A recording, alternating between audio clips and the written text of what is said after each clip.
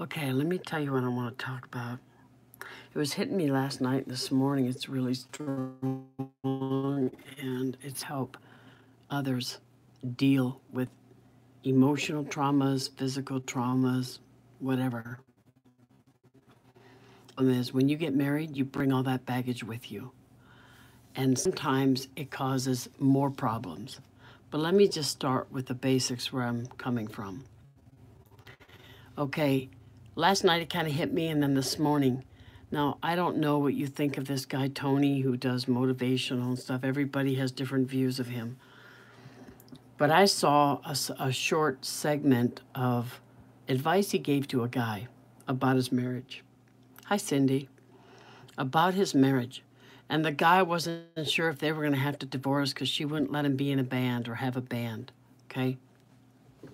And for right now, take Christianity out of it. We're talking about human beings, hearts, emotions, things that have happened in your past, things that are happening right now. And it moved me so much what he said to him. He said, you fill up your wife so she doesn't feel the need to change you because you're meeting all her needs. This is the biggest thing. And I thought, oh man, this guy is smart. That's exactly. If you're so busy filling your needs that you don't fill your partner's going to become desperate. And then your partner's going to start pushing on you and acting in ways, I don't know what they're barking at, but going to start acting in ways that are very unbecoming. And the thing is, I wanted to burst into tears because that's exactly how I felt. I felt when I lost my legs, and I don't mean lost them 100%, but so close it might as well be. And I remember saying to my husband, my sister's willing to buy me a walker. Oh, you don't need no walker. I felt immediately hurt that he wasn't even considering the idea that I might really be in trouble and that I might need help. And the support wasn't there. And it just, it ripped me up. And this is the thing. This was my reaction because I'm a human being. I started holding it all in. And then in time, I started getting really frustrated.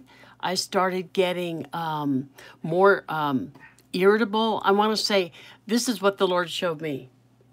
He said, even if you're justified in your anger, your frustration, even if you're going through physical things, I don't want you making him feel uncomfortable. And what happened is I found myself trying so hard to bite my tongue and not act out and not do things I shouldn't do, but yet still I was edgy. And he picked up on that, and then he would get edgy. You see how it's kind of like a vicious circle? And the problem is, I was the one who God corrected, even though he's the one that failed the support. And because he failed giving the support I needed as a female, I started to get frustrated and panic because I couldn't support myself. And I don't mean financially, I'm talking about emotionally. I couldn't. Now, if I had the husband that said, oh, honey, whatever it takes, let's take care of you. What can I do for you? Let me help you to the car. Let me stand and do those dishes. I'll cook this meal. Since you can't stand up, I'll do it. I wouldn't have been frustrated because I'd be completely supported emotionally and physically because I no longer can do what I used to do. Instead, it took me 3 years before he even finally really started to get it to his head that I'm not doing well. I can't do what I used to do because I was the kind of wife that would wait on him hand and foot. Everything was made from scratch. And even then, I kept deteriorating every year and struggling more and more, and I get more and more frustrated. I'm not afraid of working. I love to give. Anybody who knows me knows I'm a giver. I love to take good care of my husband. I love taking good care of my family. I want to cook good, wonderful tasting meals that are healthy. I want to be there for you. I'll go get your coffee, have a seat. That's the kind of person I am. But the problem is in a marriage is it's usually one-sided. One tends to take more and one tends to give more.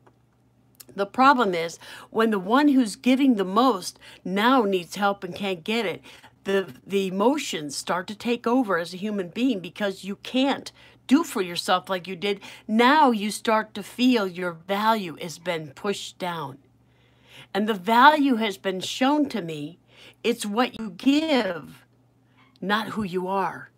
And this is when it messes you up emotionally, guys, is when you start to realize, even as a child, some of you and myself included, nobody wanted you.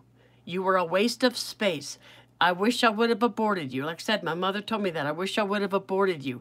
When you get rejected from a young child, all you know is, for some reason, there's something wrong with me. Nobody wants you. But if you give enough, if you donate and contribute enough, then you're worthwhile for as long as you can give. All that teaches somebody, guys, so don't do this to your wife, to your husband, or to your children. All it teaches them is that your value is not in who you are, but what you have to give. All they hear is, I'll love you if you contribute enough to this household. If you can't make any money, well, then you better be up there cooking, baby, and you better be in here cleaning, and you better be waiting on me, because your value is in what you're doing, not who you are. This is really sad. And I was surprised how easily I wanted to burst into tears, because there's so much pain still in me. And even though I've gone through so much healing, and I've gone through so many nightmares that are now gone, the pain in me is still so great. And I know why. Because that little girl that was constantly rejected, nobody wanted you, has been fed lies all her life that it's what you give, not who you are. Even in the marriages, I'm barely able to move. And my ex-husband says, well, you make me coffee. The pot got burnt. Well, clean it. You promised me cookies, so stand up half the night making cookies crying because you're in cramps. You're cramping so bad. This is not right, both male or female. And I want to tell you something. I still will rise above this. But I realized why the tears came so quickly last night, and I even want to do it now. Because I feel devalued. Even now, I'm struggling. I'm trying to get a scooter. I could find one used because I don't have enough money to get anything else. I'm trying to get batteries for it. I'm trying. And I'm struggling to walk. And when I said, well, even with the scooter, I'm going to need someone to come with me. If Deb won't, maybe you can. He didn't say a word, just walked away. Where's the support for each other, guys? We need to support each other. It's not, well, that's always been your job. I've got things to do today. I don't want to go. You just told that person, I don't value you. You come after everything else. You come after what I want to do today. You come after my plans for the day. I don't feel like running, so forget it. You see what I'm saying? Tell you some things about relationships that I've learned. You do still have to rise above, because no one's ever going to be perfectly, in other words, no one's going to treat Ben right, like, dropping her out. She's going down. She said she's gotten so much worse. You got to help her. She can't make it anymore. She can't even go shopping by herself, even a small amount. You got to help her. And he's starting to come around a little bit. He'll walk me to my car. He's always done that. And sometimes I have struggle walking because they're not level. We don't live in a good place. But he's not good about the safety part. And he's getting better. Like I said, he's got a heart of gold. This man's a very good man. He really is. But he doesn't get it. And I love him dearly. But he doesn't get it. And he doesn't see it because I'm so strong. I try so hard not to put any weight on him, but I'm getting to the point I can't help it. I'm not making it. I cannot get through making a breakfast without sitting down in between. And one day I told him, you're going to have to help me. I got the eggs on. Now I got to sit. Go butter your bread for me. And go ahead and pick up the pan and load up the plates because I can't pick it up. I can't get up. So he's starting to pitch in a little. But he would never say, here, you sit, Joni, I'll make breakfast. You see what I'm saying? Maybe he don't think he's that good of a cook. He can do better than he thinks. Okay, the thing is, this is it. No matter how I'm treated, I still need to rise above it and find my value. There is no way. I want to talk to you women for a minute, and then I want to talk to you men. Honey, there's no way he's going to meet every single one of your needs. It's impossible. Men don't think like women. Men don't react like women. Women talk things through. Men hold it in and talk later, if they talk at all. Men don't understand your emotions. Men don't understand why you need so much from me. You have to learn that when you're living with your husband, you love him and that's why you're there. You don't need him. You have to be to a point that he can't be your all in all to make you happy. Okay? You have to decide to make yourself happy. Meet as many of your own needs as you can. Not because he's being a jerk, not because he doesn't get it, but because you can't put so much strain on him. And then hopefully he will come to the plate. There's some men out there that are the best. But they're rare. They really are. They're rare. They don't meet your needs emotionally. That's the biggest complaint for women, is meeting their needs emotionally. But when you're totally disabled and you can't do physically anymore, and they're lacking there too, it's really frustrating because you can't do for yourself and you have no money to pay someone to help you and do for you. And so you're stuck. And you start to feel devalued. And you start to feel desperate. How good it would feel, honestly, for myself. I'm laying my heart out because this hurts me. How good would it feel to have a husband who jumped in and said, don't worry, I got this. You don't have to worry about that. If you can't do it, honey, don't worry about it. I'll do it. As a matter of fact, I'm going to take the day off. Let's go in there and we'll take all the time we need to go ahead and sort out this storage and put it away and set it up nice for you. Oh my gosh, I can't imagine. To feel that your value is much more than getting this house built or doing whatever has to be done. But that's just not realistic. That's fairy tale, guys. That's not realistic. So what do we do with that? We remember who we are and whose we are. I'm a child of God. I'm giving God all I've got. There's nothing left to give. I'm giving everything I have to the Lord and helping others. Just like right now, I'm bearing my heart to you. And I'm trying to help you because there's many of you who feel just like me. There's many of you women who are hurting, who are crying in your heart, if not outward. And it's so weird how Tony, with this little tiny bit of advice to this man, brought me to tears. And I shared it with a woman who's dealing with it herself. Many of us are. But you must realize you can't rely on him to meet every single need. You have to remember, remember and tell yourself, your value is not in who they say you are or in what you can do and give. Your value is in the fact that you have a good heart and you are God's child. And you are good just the way you are, even if you're not perfect. And for you guys, too many women don't give them the respect they need. They don't give them that respect. And when you get a man who's willing to give and willing to do for you and give you that support emotionally that women need and physically, you take advantage. You've got to stop because you're telling him his value is only in what he does and what he says and how much he gives and what he does for you. Do you see what I'm saying?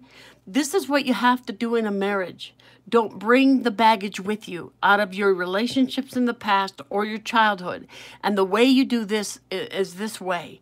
There's a friend of mine who was molested as a child and brought it into her marriage and would make her husband pay a price for it in a way that was tormenting. And I said, you must stop this. You're doing that to him because of what someone else did to you, and that's not fair.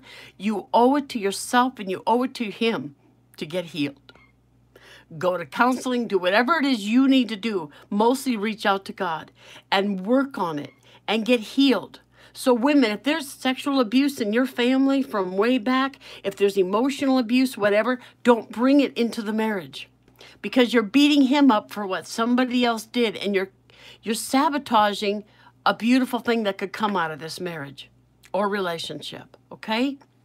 Don't let that tear apart your whole life because this is what happens when you're the victim all your life.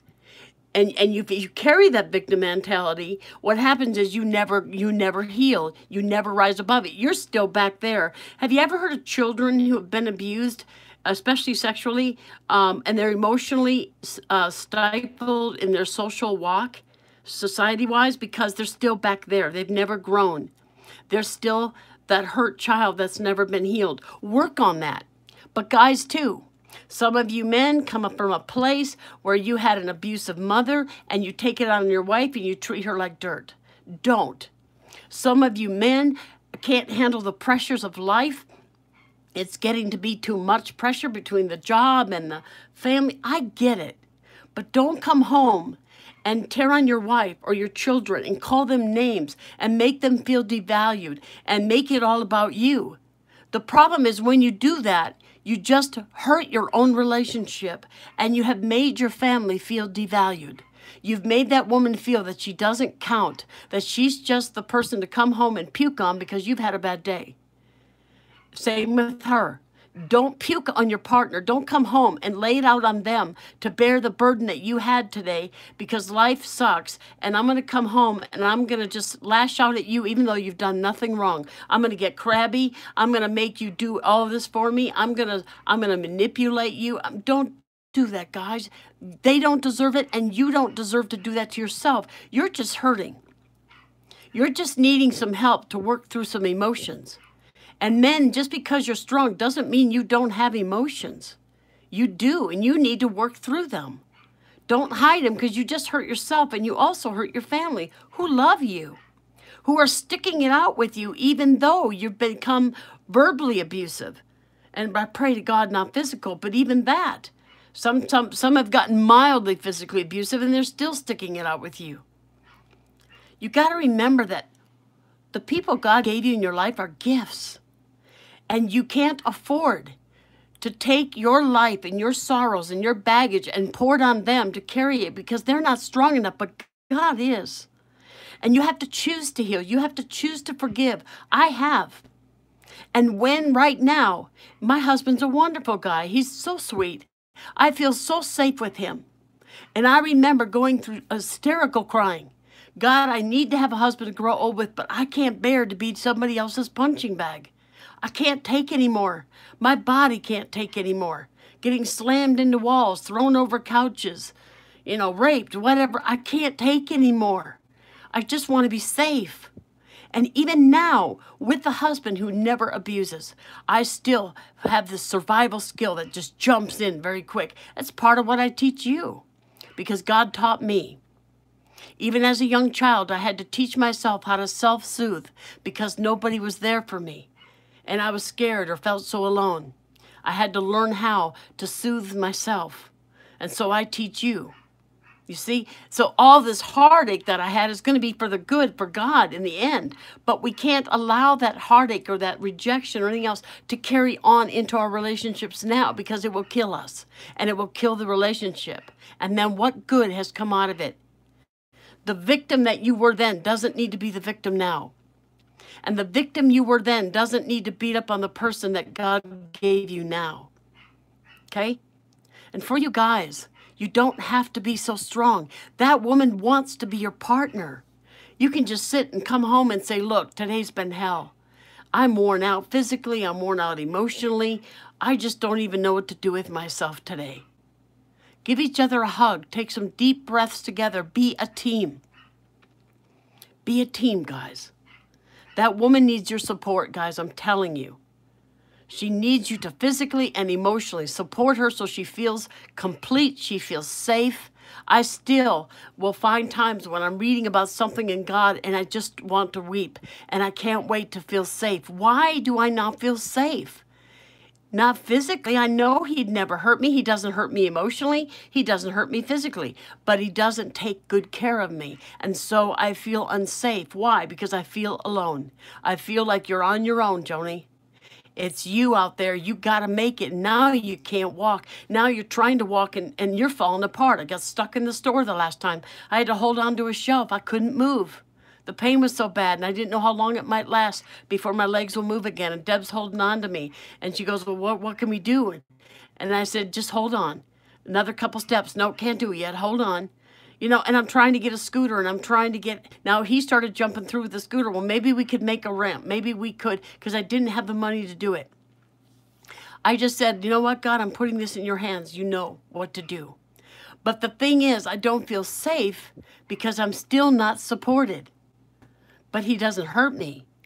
But I feel like I'm on my own. It's me and God. That's a terrible place to be, guys. Support your wives. And for you men, for the women, for the guys, all right? Support them.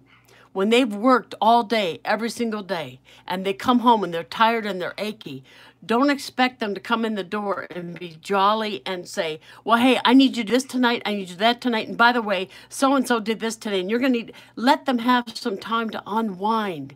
They're tired. They don't work the same way women work. You're working through your emotions while you talk. He needs to just sit, take a breath, and sort things out. Okay? Make sure he's got a decent meal. Don't be lazy. Be kind. Treat each other with the most kindness you can guster up. Tell that man, I appreciate the hard work you do for us every day. If you guys were single and separated, would he have to work? Of course, but he needs to feel appreciated just like you do. Tell her, thank you for doing such a good job on supper. Thank you for doing dishes. Thank you for keeping this house clean. Thank you for everything you do for me. And if you, for some reason, you can't physically do it, that's okay. Because I'm not married to you for what you can do for me. I'm married to you because I love you. Do you see the difference? And for you women, tell him how much you appreciate the hard work he does. My husband starts my car and cleans it out, and I'm just raving over him. I love it because it's too painful for me. I can't walk in the cold. It hurts my legs, and they won't move at all. So when I get in my car and he's warmed it up, I am so grateful. And he walks me out there so I don't slip or get hurt. I'm so grateful. Show that gratitude to him. Watch him come through more. If he does those dishes for you once in a blue moon, don't say, well, it's about time, or he got water all over the counter. It didn't do as good. Just say, thank you so much. I appreciate the help you gave me tonight. And go in there and fix up any that he didn't quite get. No big deal. Let each other feel like they're valued, guys, both sides. Let your kids feel valued. Let your kids feel like they have rights. And I don't mean that they get to do whatever they want. But I had a rule in my house as a single mom, because it can easily escalate, even with your children, into a fight that goes to the red zone and everybody's losing it. And pretty soon things are being said that shouldn't, or someone gets smacked. So I told my kids this: in order not to get escalated into the red zone, when you feel like you're about to lose it, make the sign of the cross and say time out, or just say time out, whatever. But that's what we did, time out. We did a physical with the emotional. And we would say time out. And it doesn't matter where you are in the battle of the fight, whether you're escalated, whether it's me scolding, when no one was, back off immediately. And each goes to their own room and calms down. Okay? The funny thing is, it only worked on my side, because they're kids. The thing is, I was still getting the message across. Even if it didn't work the way I would like it to, I remember standing on the inside of my daughter's door, and I was saying, Alicia, you are not going to talk to me like that. And I was scolding, and by golly, I'm going to tell you something, and whatever I said, all right? And I was raising my voice enough to get my point across. And she walks right up to my face and goes, time out. And I literally had to bite my tongue.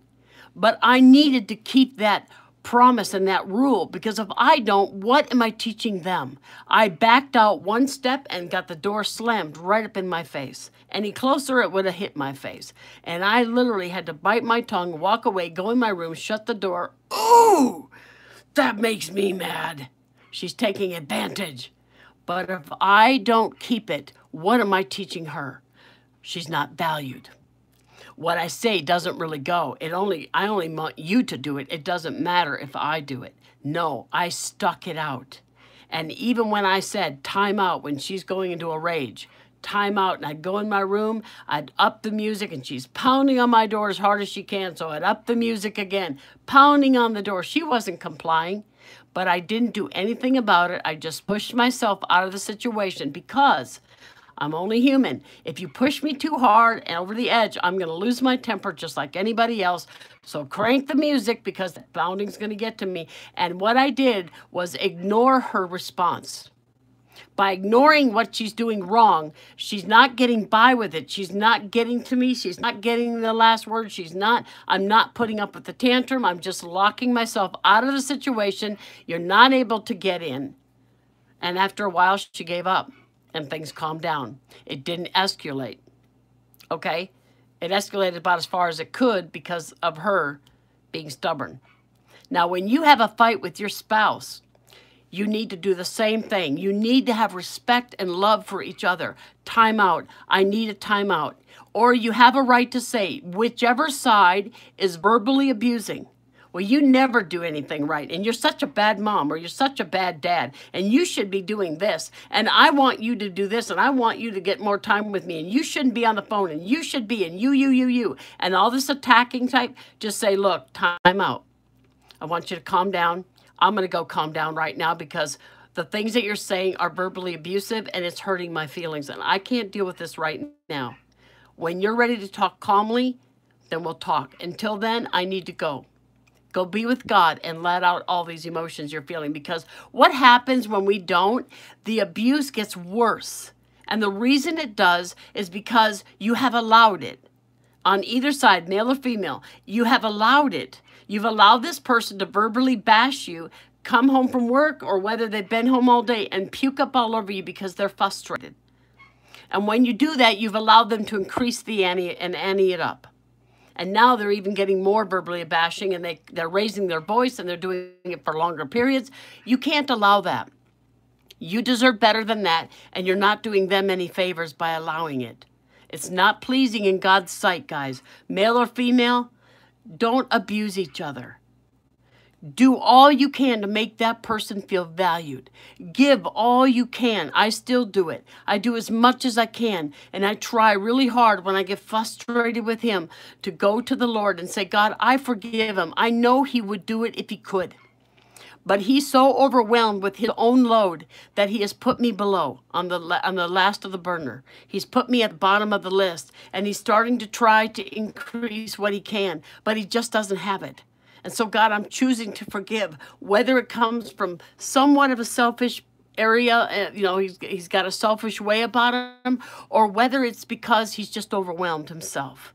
But me lashing out at him isn't going to get the job done. It's just going to hurt the marriage. It's going to hurt his feelings.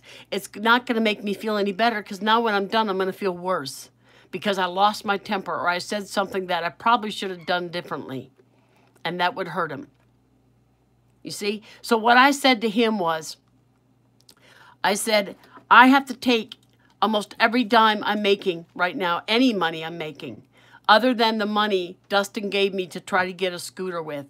It wasn't enough to do it all. I got my hands on a used one, but I got to find batteries for it. It's so old, they don't even sell those kind of batteries.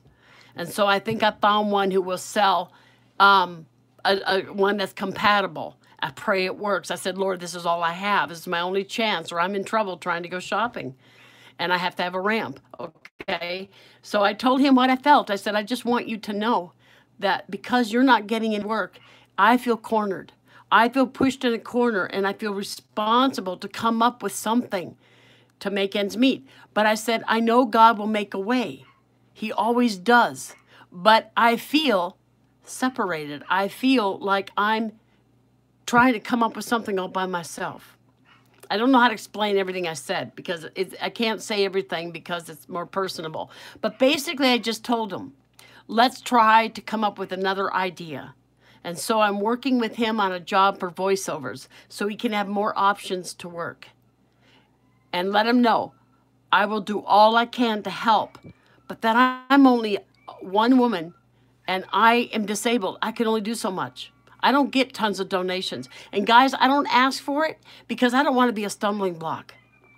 I've been told again, put a donation on your video. I can't. I can't bring myself to do this because you are more important to me than my needs.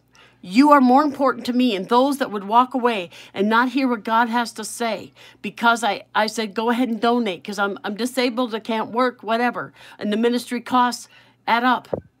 My phone's over $130 a month, so I can go live. It doesn't matter. God will make a way. But what I'm saying is, I care more about you and what God needs to do in your life than I care about myself. And so I'm not going to ask. But what I want you to understand is that because he doesn't make enough, it is strained. But if I attacked him for it and made him feel less of a man because he's not able to provide like he should, well, what good does that do for me or him? It doesn't. So I had to really work through these emotions. It's been a couple days now. I had to work through the emotions. I was so discouraged that there's a chance I've lost my chance for that used scooter to even work. That I couldn't even work that night. I couldn't talk to anybody. I couldn't counsel. I just wanted to cry. And so what did I do? I went to the Lord. I said, God, my heart is so discouraged. I need you to come through somehow, or I don't know how to handle this. I can't do for myself like I used to. But you're my God. You're my husband. You're my source. And I said, all I can do is just lay still and let the tears in my heart pour, because I'm trying to hold him in so he doesn't realize how crushed I am, how hurt I am, that I feel so alone and so devalued and so unsupported. Because see, in the end, no matter how bad I feel, if I lay out on the line what I really feel full-heartedly, just say it, I'm going to hurt him. I can't do that because I care about him more. See, that's the whole thing about marriage. Care more about him. Care more about her than you do yourself. And so I'm thinking, okay, Joni, you're strong. You can get through this. This is what it's all about. These are the trials. These are the struggles. God will make a way. You're going to be okay. You'll make it. And if you can't shop, well, then you can't shop. But don't beat up somebody else who he thinks he's doing the best he can. And he's having a struggle in his own life. Don't tear him down so he can't get back up. Let him feel like he's got a partner. Do your part and let God do the rest. If you're not supported, women or men, don't tear down them, because they'll never rise to the occasion then. You give the support you need to give to that spouse, whether they give it or not. You be kind, whether they are or not. You be compassionate and have empathy for their struggle, whether they do you or not. This is the love of God. This is what he wants you to do. So when he's hurting, I'll still be kind, even if he's not to me. Do you know what I'm saying? And I don't mean he's unkind to me, so don't get that wrong. But I could be talking about how bad I'm in pain. I need help doing this, and he just totally ignored me and never even answered because he's too busy watching TV. That kind of stuff. But does he care? I think he does. He just doesn't know what to do with it. Okay? And give all you can. And women, don't hold sex as a weapon, please. This is the worst thing you could do for your marriage. And I know if your husband is mentally, physically abusive to anybody in that family, you're going to have a hard time doing it. And I know why. Because husbands, when you hurt her babies, you hurt her. When you are demeaning her and make her feel less valued, she feels no value. She doesn't feel beautiful. She doesn't feel accepted. How is she supposed to go ahead now? And I'm just straight, guys. I'm honest. I lay it out there. How is she going to give to you when you have just crushed her heart? Do you understand her heart? What is she going to do? It's hard to give. She doesn't feel well. She's gone all day and all night working, like the kids and everything else. Now, you've come home from work and you've rested. Now you're ready, and she's exhausted. Let me tell you something. Go do something for her. Start in the kitchen, just like they say. Say, sweetheart, you rest while I do dishes. Go give her a back rub. Relax her. Calm her down so she's still not on 4th of Main when you want to jump into bed and have fun. But I'll tell you something. No matter how much I didn't get in my marriage this whole time, we've been married 17 years now, I never once refused him. Not once. It didn't matter how I felt. It didn't matter whether he gave back. And even though I'm serious, sometimes it's about a long time, I still gave. Why? Because I'm giving because I love him, not because he deserves it. I love him. I'm in here in the marriage for the long haul, better or worse. I'm not sticking it out because he's just the perfect husband in the world. I'm sticking it out because I'm loyal and I love him. I don't need him. I love him. Now I need him to a point, But if I had to be on my own, I could do it. I would do it because I'm strong. I've learned to be. But this is the mindset you have to have. I'm not here because I need you, and if you don't provide for me, I'd be gone.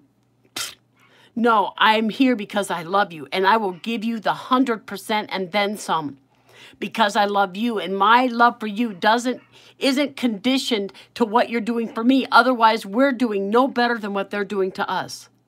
So don't use sex as a weapon. Give it to him because you love him. Not because he deserves it. If you really are that messed up physically and so much pain, then say, I just can't do it right now. If you're too messed up emotionally because he's verbally bashing you all night and all of a sudden he wants something, just say, give me a minute. I need a few minutes because I've been very hurt tonight by the things you said. And go be alone with God. And if they're any kind of a man, they're going to come give you a hug and say, I'm really sorry. You're right. I messed up. Let's work it out. Okay, I hope this helps somebody. I don't want to get this too long. If you want from your marriage, you've got to give. If you have baggage, get healed. Work on it. You deserve it yourself, and they do. But please, guys, I'm sorry. Would you please help your spouse and help your children to feel valued? Because it really sucks when you don't. It hurts when you feel like your value to others is only what you give and not who you are. Even if they say you're the love of my life, but their actions don't mean it, you can't believe it. How can you? Your actions are what speaks, guys. Your verbal, what you say to them, if you're abusing, you can't say, I love you with all my heart when you're abusing them. You don't hurt things you love. So please think about that, okay? I love you guys. I hope you have a blessed day. And please, I'm just pouring my heart out because I want to help somebody else. This is a bad day for me. Bye.